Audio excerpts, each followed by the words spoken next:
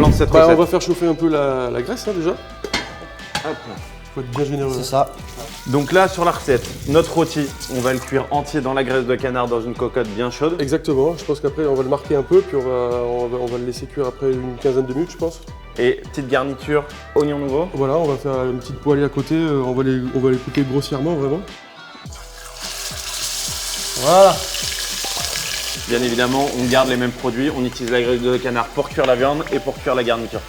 Et donc là, l'astuce c'est vraiment, on l'a coloré 1 à 2 minutes par face. On a vraiment une petite croûte parfaite, une belle coloration.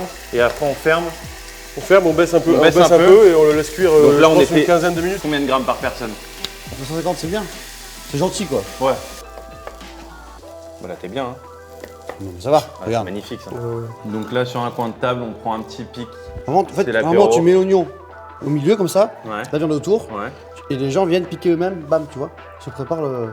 En plus, il y a un côté, Ouais. chacun a sa sauce, c'est ludique. Ouais. Une tranche, on la coupe en deux, on la replie sur elle-même, on l'assaisonne.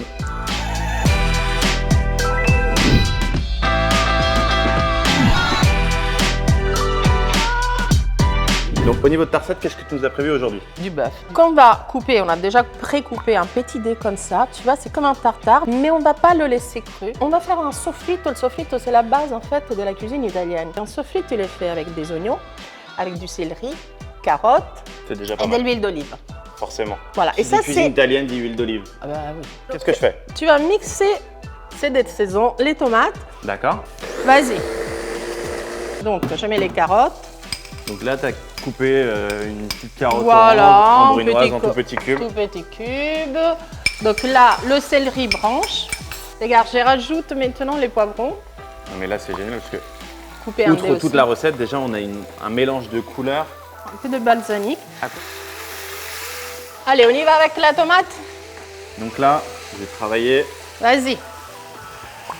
Regarde-moi cette belle Ça, c'est couleur. fantastique, ça. Donc là, on va laisser travailler tout. Après, on va D'accord. goûter. Et on prend une deuxième poêle. Anchois viande. Ouais, elles vont tout doucement fondre dans la poêle. On met quelques raisins secs qu'on a fait un peu réhydrater dans de l'eau. Oui, Pas c'est beaucoup. Et là, je vois que tu as rajouté, après tes raisins secs, des pignons. Ouais. Et puis, on met un peu de basilic, bien sûr.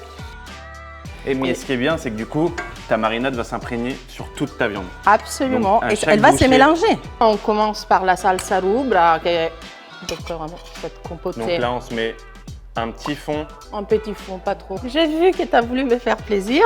évidemment. Me mettre un peu de roquette, poivrer un Fraîcheur peu, poivrée. défraîcher. Un Un peu peu de de longueur, un peu fraîcheur. de verdure. Voilà.